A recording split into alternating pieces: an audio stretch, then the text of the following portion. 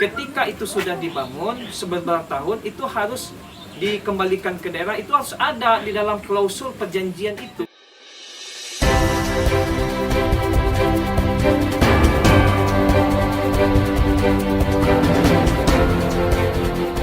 Menurut Umi, tanggapan Umi bagaimana sih? Umi kan sudah 20 tahun nih di sini nih berdagang, dan saya rasa juga Umi sudah memberikan distribusi dan lain-lain ya, mungkin ya sudah ada perjanjian. Nah, harapan Umi seperti apa nih?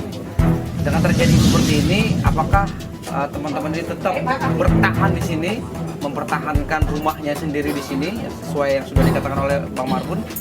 Umi tetap di sini, apakah mau pindah? Tetap di sini. Tetap di sini ya. Alasan Umi tetap di sini? Alasannya karena kita tahu pasar ini bukan APBD ya. Ya. Iya, hasil karya kita sendiri. Swadaya masyarakat. Ya. Terus kronologis dari pertamanya itu kita paham. Jadi kalau kita istilahnya ngotot sama pejabat itu ya hak kita ngotot. Karena dalam hal ini sepertinya sudah keterlaluan gitu. Pemerintah ini sudah keterlaluan. Nggak ada solidernya, nggak ada tenggang rasanya, kayaknya nggak punya hati. Kami mau berbicara sama beliau sulit. Kami beberapa kali ketemu media, kami undang mereka, lihat lo kaji pasal kita ini kaji dulu. Jangan mau keputusan dia sendiri tanpa ada kompromi. Kita nggak mau. Bawalah kita ini mediasi sama mereka gitu loh. Apa keluhan kami gitu. Nggak serta-merta mereka itu memaksakan kehendaknya gitu loh. Kan kami ini manusia. Ya kan? Kalaupun kami harus direvitalisasi ya diajak musyawarah. Sosialisasinya nggak ada. Selama ini belum ada. Nggak ada. Kalau kami yang nggak ada ya.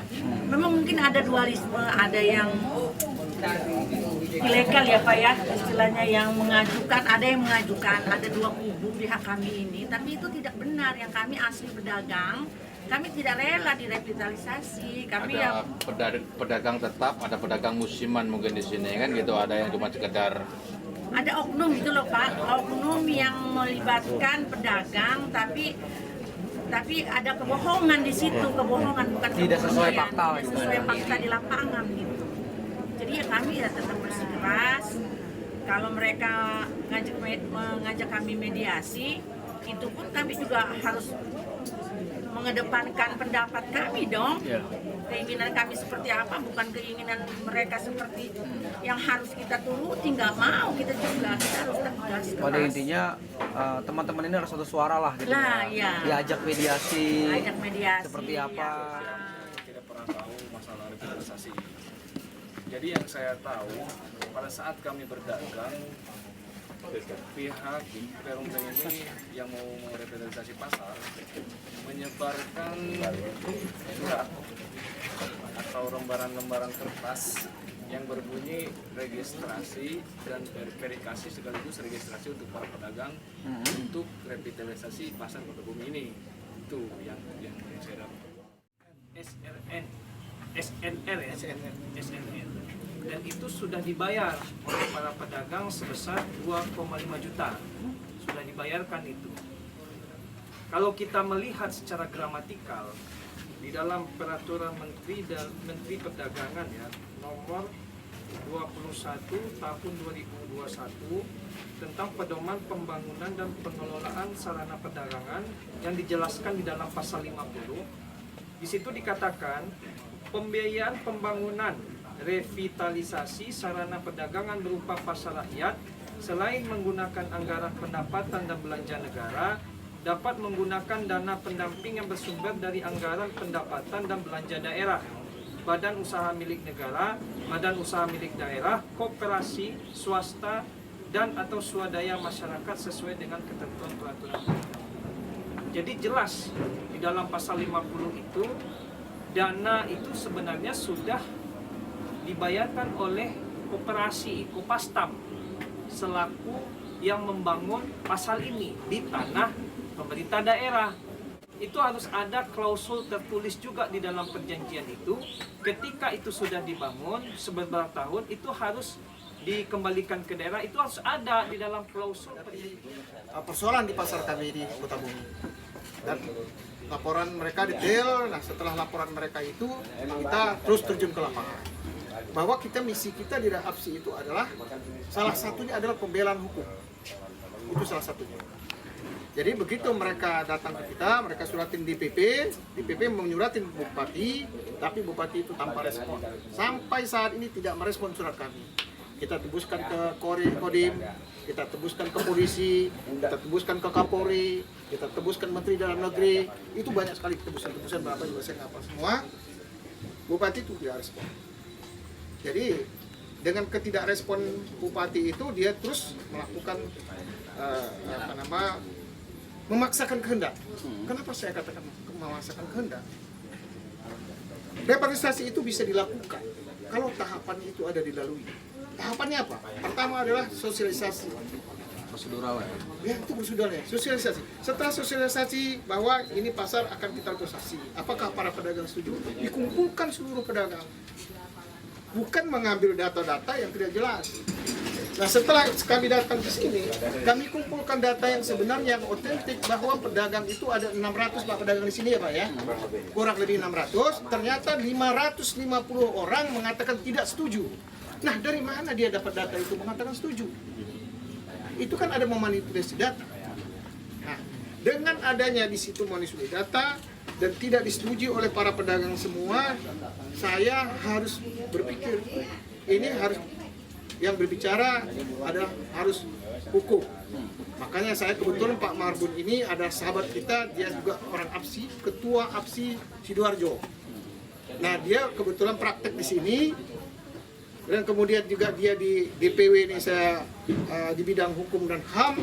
Jadi Pak Marbun tolong kita bantu ini pedagang. Ya, alhamdulillah Pak Marbun juga memang dia selalu membantu para pedagang, kami memang misinya itu. Alhamdulillah beliau siap untuk membantu para pedagang. Baik, Pak, terkait relokasi ini Pak ya? Iya. Adakah dari teman-teman pedagang ini dikumpulkan atau dimediasikan gitu kan, bahwa ini akan dijadikan pasar modern? Ini sudah berlangsung berapa lama Pak? Sebelum kita menuju ke pasar modern, kalau kita saat ini ya, ini pasca pandemi, pedagang itu setengah mati. Bisa saja dia membiayai hidup keluarganya, itu sudah bagus. Itu sudah bagus. Nah, saya tulis juga kemarin di media bahwa dengan saat ini pedagang itu adalah pahlawan ekonomi sekarang yang akan bisa membangun perekonomian rakyat yang dalam keadaan negara pun terpuruk. Alhamdulillah Indonesia tidak begitu terpuruk. Kalau dibandingkan dunia-dunia lain terpuruk. Nah, harusnya Bupati itu punya pemikiran harusnya, ini pedagang sudah bisa hidup itu sudah bagus. Kenapa merepatriasi? Kalau dia mau merepatriasi pagar pasar yang bagus, pakai APBD dong. Jangan rakyat pedagang disiksa untuk bayar, harga mahal lagi. Itu kan namanya cara berpikir yang salah seorang pemimpin. Harusnya seorang pemimpin itu mengayomi para rakyatnya. Ini sudah berapa banyak masyarakat terbantu dengan adanya pasar ini.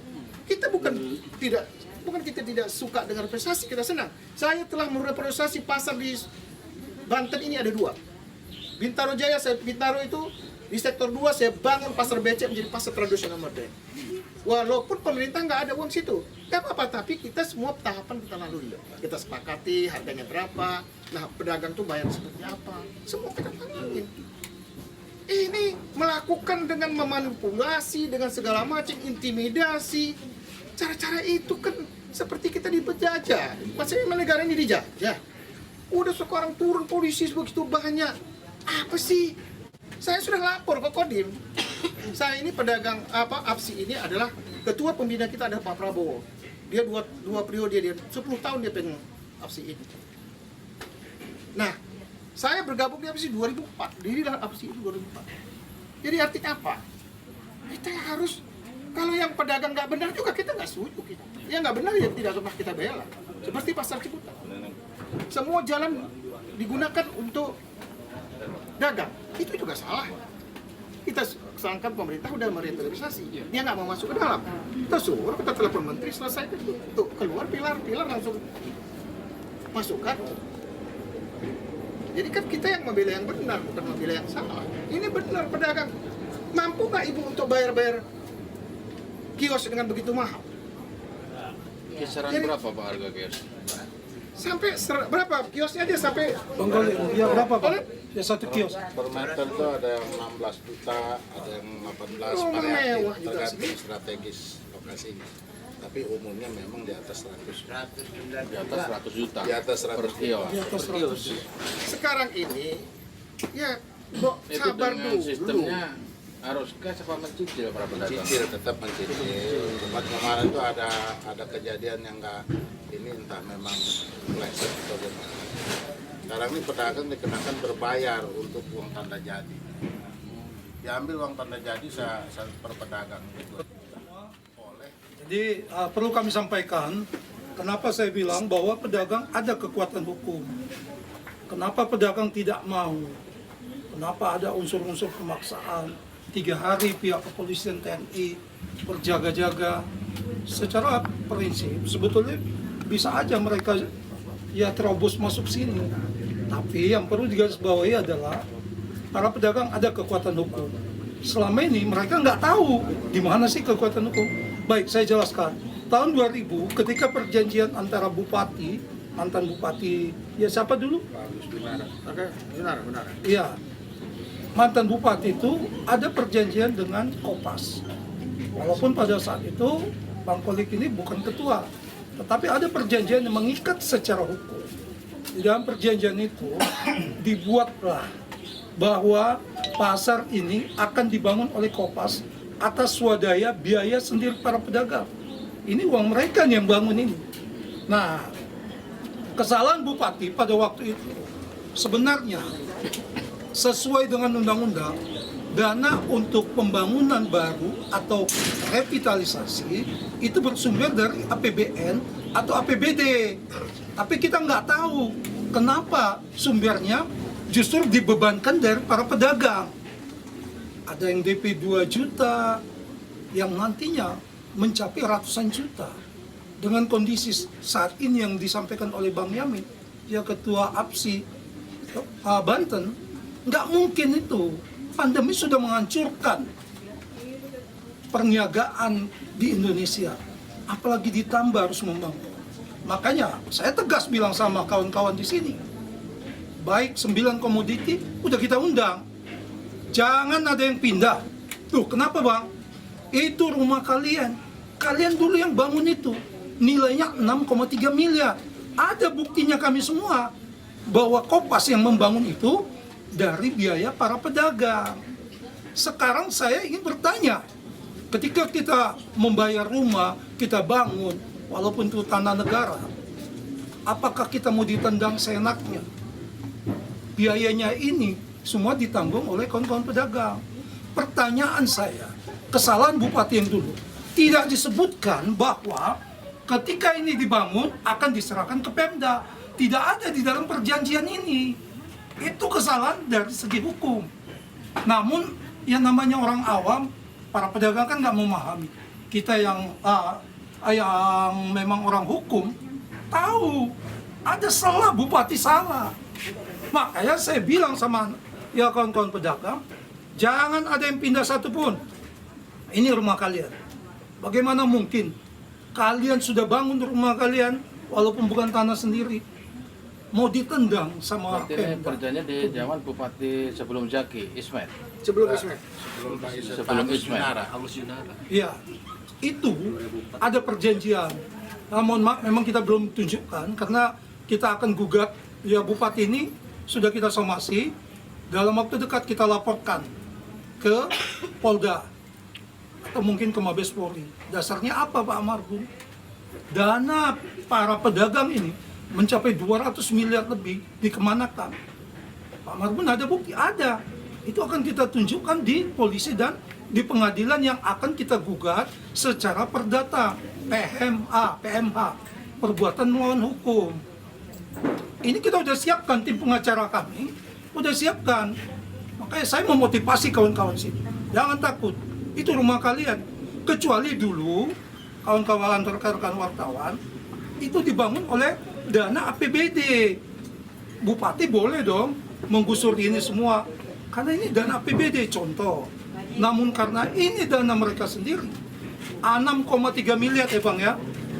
Anda bayangkan 20 tahun yang lalu dengan nilai 6,3 miliar, itu fantastis. Sekarang aja 6,3 miliar, sudah hebat.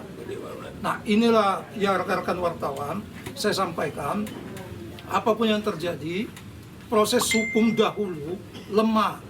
Bupati yang menandatangani perjanjian lemah. Kenapa? Kopastan tahun 2000 mempunyai izin mendirikan bangunan, mempunyai izin prinsip, mempunyai izin lingkungan. Semua izin dipegang oleh Kopas. Nah sekarang pertanyaan kita, kenapa bukan APBD dulu yang membiayai bupati sebelumnya itu dulu? Nah, kenapa malah masyarakat?